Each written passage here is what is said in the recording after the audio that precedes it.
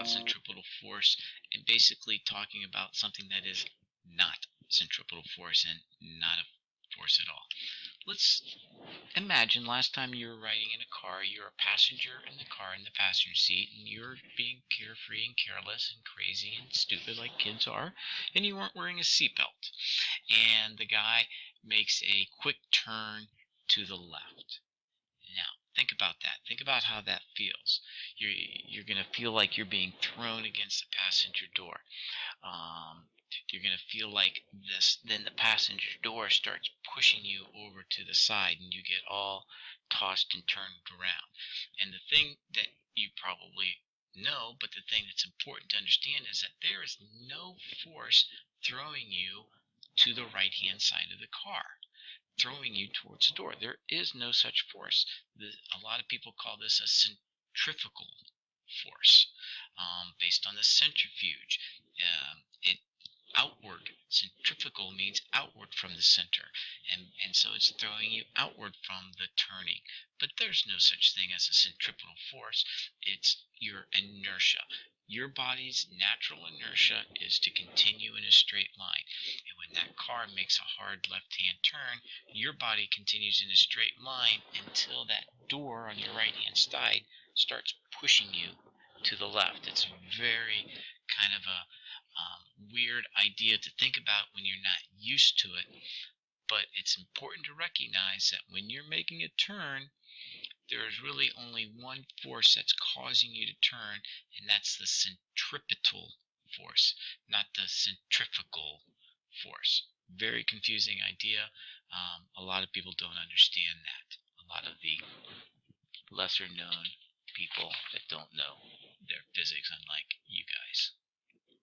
Okay, here's Newton's first and second law. I've kind of capped them off in the centripetal acceleration. I'm just going to hit them here again. Outside force required change in object's velocity. If we have an outside force, we will have an acceleration.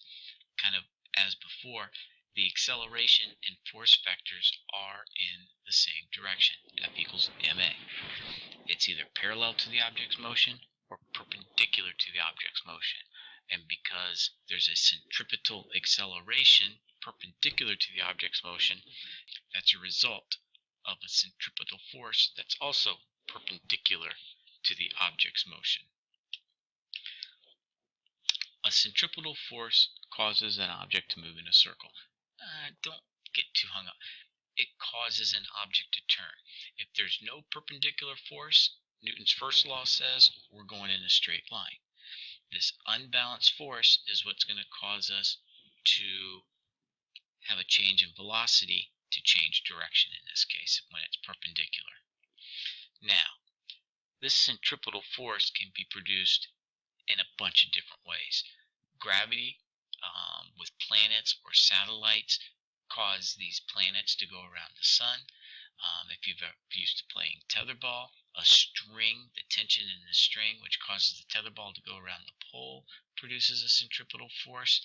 When a car is going on down the road and turning, friction between the car tires and the road causes a centripetal force. And this is the most important thing about centripetal force. It is not a new or unique force. It is simply the sum of all forces along that center line between where the object is and the turning radius. That's what centripetal force is. That's really the heart of all the problems that we do with centripetal force, is looking at what is the sum of the forces. If you're going upside down on a roller coaster, normal force and gravity might contribute to the centripetal force. At the bottom of that vertical loop, normal force and gravity still contribute, but because they're in different directions, there's going to be a different magnitude on that centripetal force. And that's the heart of all the problems when we deal with centripetal force. I suggest when you do the problems, and I have some examples here on my channel, you have to do the free body diagram to fully understand what force is causing the centripetal force.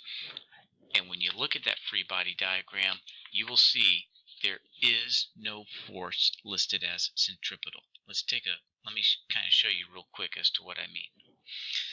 Very simply, if F is equal to ma, then centripetal force is mass times centripetal acceleration, or there's your expression for centripetal force. Okay, here's a little diagram. A ball, maybe a tether ball going in a horizontal circle.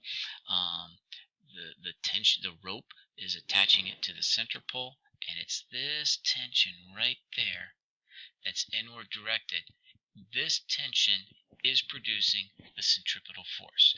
I don't label centripetal force in my free body diagram. I shouldn't even have the velocity, but you get the idea.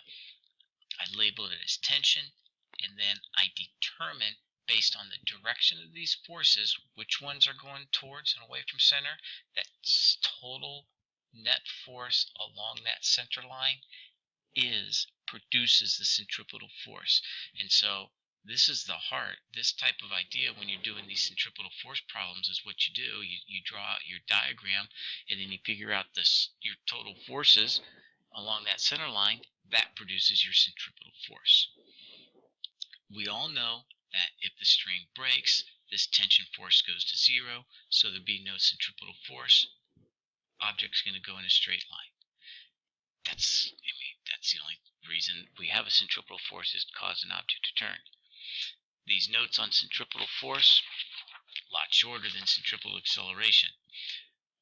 Doesn't mean it's an easier concept, because the problems are all focused on centripetal force. No reason to get into all the detail with the notes. We'll get into those on the problems. Hope that was some help. I know it was quick. I know it was a little bit rough. Hopefully I'll get a little bit more practice. Good luck.